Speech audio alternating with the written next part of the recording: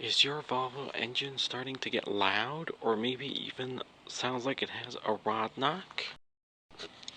This is my 1999 Volvo S70. I have a bunch of stuff apart here, but I'm doing something else. Here we're going to be talking about what do you do if your engine sounds really loud, or it even sounds like it has a rod knock. Now, if you actually have a rod knock, this will not fix your problem, but if it sounds like you have a rod knock, but it's not, so like my 98 had an issue where it sounded like it had a rod knock, although when I listened to the bottom end it wasn't knocking. The knocking was actually coming from right over here, and upon looking when the engine's running, I took this cap off and there was barely any oil getting to the top of the engine. Almost nothing. And I'm being attacked by a mosquito here. So what was happening was the O-rings on the pickup tube, and there's two other O-rings in the pan. Those O-rings over time will fail, and when they do fail, you'll actually start sucking in air. When you start sucking in air with your engine, you'll get a lot of bubbles, and if you don't continue driving with it like that, it will destroy your engine. So me with my 98 has 187,000 miles. It was just a valve tappet. I did what I'm going to show you here, and it solved the issue. And now on this fill-up tube here, or fill-up cap, whatever you call it, there's so much oil that's getting into the top of the engine that it's actually leaking all around the cap how it's supposed to. So I mean, it's not supposed to be leaking, but typically there is the seal here. You got to replace it every year for it to not leak. And on my 98 it actually wasn't leaking at all, and I thought that was a little strange, but now it's leaking really good, so I just need to replace the seal every year. Pretty annoying, but that just has to be done. But the good thing is that it's getting a bunch of oil to the top of the engine. Now this car is having, it sounds a little loud. Now this one with 118,000 miles is louder than my 98, where I did what I'm going to show you here. My 98, when it idles so quietly now compared to this engine, that this is the reason I'm doing it to this engine. Now the other thing is, when this engine gets over about 4,000 RPM, 5,000 RPM, it starts to bog down. It's like sometimes you get a check engine light that flashes, and if we go under the car here we are under the car. It's a little dark down here. Let's get my phone. A little bit of light, a little better. As you can see, there's the oil cooler right there. On the 99s, it got moved to on the oil pan, but if you have a 98 or older, it's going to be way off the side over there. I'll show you. But with this car, it's down here for 99s and up. Now if this is leaking here, all this oil here is all coming from that oil cooler. There's two O-rings in there, and this is showing me that they have failed. None of this oil is from the oil pan. I've checked up there, it's all dry. It's only coming from there. So those O-rings have failed, which is a good indication that the O-rings inside, behind this oil pan, have also failed, and that's why my engine's kind of loud. So now this is pretty simple. We're just going to take the oil pan off. I would say, prepare not to be able to drive your car for a few days, because you want to do it properly. But let's go back out of here. Alright, so as you can see, I have it up on one ramp up here. So I just drove it up on that ramp.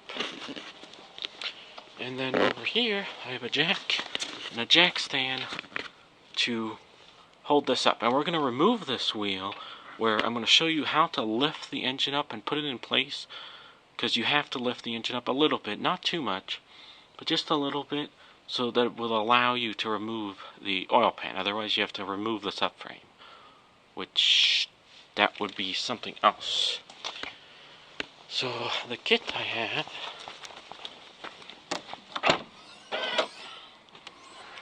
is right here. I bought this kit on FCP Euro. I did not buy these hoses from FCP Euro, and these are the two oil cooler O-rings.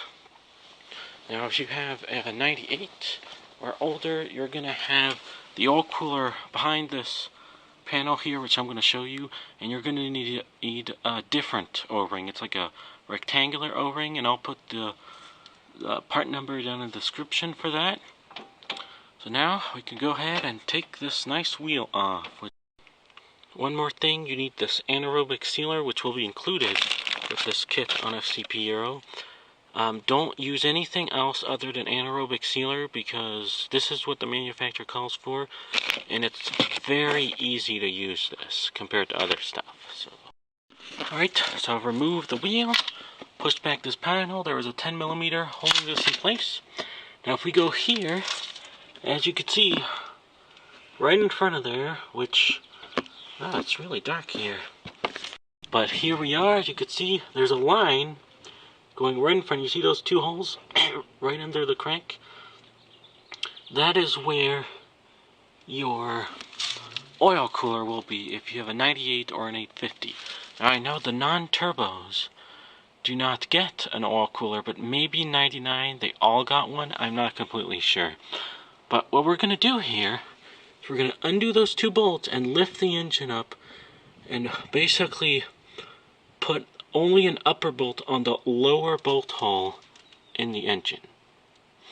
So this is going to hold the engine up and allow us to remove the oil pan. So first we're going to remove, I don't have my phone so no light, we're going to remove the oil cooler, because a bunch of oil is going to come out. Why do I say it like that? Oil. And so if you have it here, you can see those two little holes there that are black. If you have an 850 or a 98, that's where it's going to be. You're going to use a Torx 40. There's going to be two T40s on there that you're going to break loose, and you're going to need something pretty small to get all the way through there. So let me show you what I did.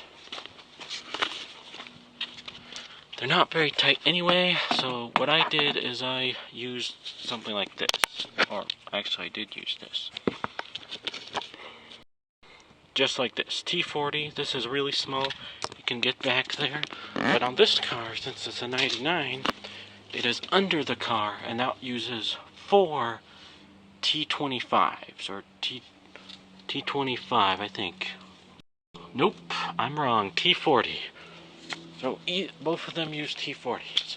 So right now I'm going to go under the car, undo that, and then we could start lifting the engine up.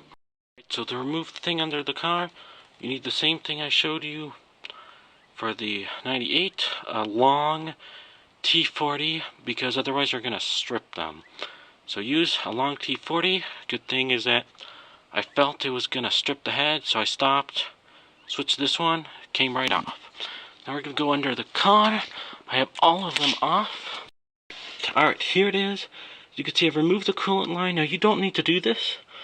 I removed it because I'm replacing them. Those are discontinued, so I'm replacing them with silicone. But, I mean, if you're down here, you might as well replace them, because the coolant lines, that's the weak point on these cars, especially they're over 20 years old. As soon as they're 20 years old, you should just replace all of them, because they're going to blow, and you might blow the head gasket. Let's go. Alright, I'm trying to hold my phone. So let's see how much oil is going to come out. Oh, not too bad. This is nothing compared to what's going to happen if you have a 98 or an 850. It's going to pour out everywhere. So this is not bad at all. You can see I left one coolant line now. I'm also going to be removing that one. I'm going to be removing this completely. But now, all we got to do is lift this engine. And then we're going to go ahead and remove this torque mount. Remove that plate there. Undo the steering rack line. That's the attachment there, not the line itself. Because we need to pull this out of the way. Now, my 98 had 2 lines going through here. But it doesn't really change if there's 2 or 1. I'll show you what you're going to have to do. It's now the next day, so now what I'm going to do is take that piece of wood with the jack to support the engine. Yesterday I removed the oil cooler. You can kind of see it there. Yeah, there it is. So now we're going to undo these two bolts. They're 14 millimeters, but first you have to support the engine, and then we will lift the engine up. Alright, we have our engine supported. Make sure you use a piece of wood, otherwise you might crack or damage the aluminum.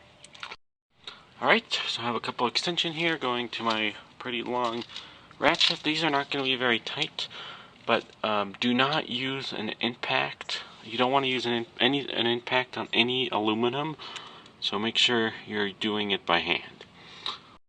Okay, both bolts are out. Now I'm going to jack the engine up till that lower bolt hole there that's behind this piece lines up with the upper one.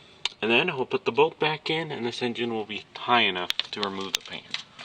And there it is. As you can see, the upper bolt hole there is supposed to be down here. I just raised the engine up, put that bolt in, I just snugged it. You don't need to tighten it too tight. Now I can go ahead and release the jack to lower it. Alright, I just put the oil drain plug back in so that it stops dripping. And now all we gotta do is remove the transmission torque mount. Then you're gonna undo this bracket. There's a little bracket in the back there, and we'll show you.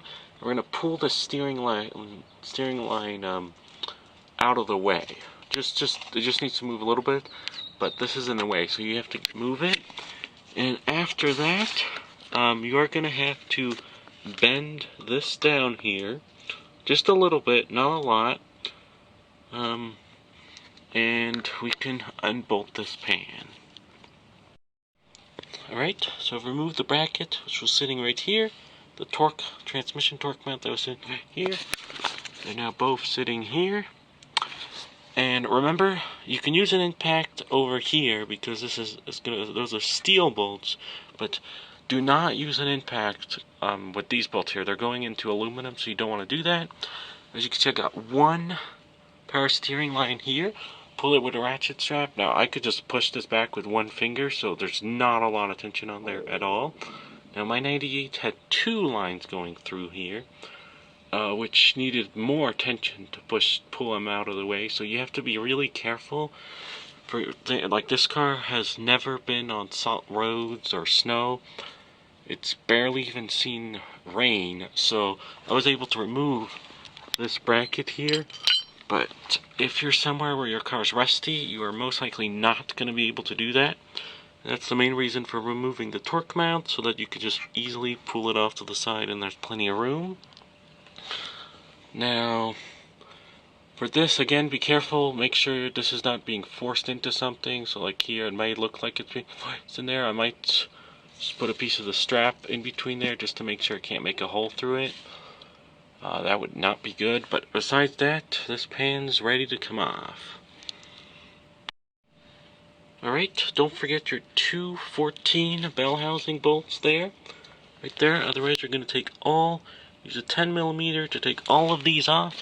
And over here, the ones that are back here, you are going to have to use, this one I'll be able to get to it, but the ones that are like back here in between, you're going to have to use a wrench for that. Alright, so the first one I'm going to remove is those two 14mm on the bell housing, and then all the rest are 10s. So we got 10 on a swivel, larger 10 here, and a 10mm wrench. Now this is too small. I'll just use another wrench on its end to make it be able to get more leverage. Alright, so this is the corner bolt here, right next to the axle. As you can see, you gotta get this from under the car with a wrench extended back here. That's the only way to get that bolt that I've found anyway, unless you drop the subframe. Then the bolt after that one, under the crank, you're gonna do the same thing that I did here, except on the other side, on the wheel side, because there's no way to get it there. And those are the only two bolts that you have to do this with. Afterwards, you can get to all the rest of them. And you can finish it off with a small ratchet and a little swivel on there. But don't crank it loose like this. Crank it loose with the wrench first, and then you can finish it off like this. Alright, so now I've cracked all of the bolts loose, and now you're going to have to organize them. So there's 3 on this side, which are longer than the rest. There's 3 different bolts that go here. There's 4 bolts on the transmission ones, on the transmission side rather, which are, those are the 4 longest ones, and then there's 3 like middle ones, a little bit shorter, and then all the other ones that are going to be on the side of the pan are going to be these really small ones. Now I would organize these so that you put them exactly in the same spot, but I will tell you which one takes the long ones, the short ones, and the really long ones. One thing, I have 3 more bolts down on the pan, but you need to remove the dipstick first. So it's a 12mm bolt here, and if you have a 98, it's going to be, I think it's going to be a 13mm bolt, and you're going to have to get it from underneath. So rather than getting it from the top, it's going to be underneath the intake, and that's not very easy to get to, but with a bunch of extensions you can get to it and remove it. Now just remove the bolt, and this just pulls right out. It's supposed to anyway. And wiggle. Nope. Okay. Well, I guess I need 2 hands. One more thing, before you take the pan off, you have to take this piece off, which attaches right up there. Just remove it. That'll allow you to move this line here just a little bit, because you don't want to damage that line. That is the power steering line. Alright, here's the pan. Now if you look at that, those O-rings are cracking, and they're also not round, which they're supposed to be perfectly round, but these are not round. And if you have a 98 or 850, you're not going to have those lines in here, but you will have these 2 will be the same. Just have to figure out if there's O-rings in those things that I would need to replace. Alright, here's the engine. Looks fairly clean. And the pickup tube has some stuff in it. Not too much. This here, that part right there, this is the PCV return that loves to get clogged. I mean, typically it doesn't get clogged there. It gets clogged in the pan. I'll go back to the pan. Besides that, in here, everything looks good. And there's also an O-ring with the pickup tube, and that one also likes to fail. So I will be replacing all the O-rings that I can down here. There are the 2 holes. As you can see, they're perfectly round, unlike the O-rings we have. Typically what'll happen, as you can see, there's a wall here. So on the other half, this other O-ring will start to collapse inwards, and this one also will collapse inwards, which is not good. And this one, O-ring in here, will just kind of get loose. And that's usually where you're going to be sucking in a bunch of air through here, pickup tube, but this is above the oil. But otherwise, besides that, this all looks good.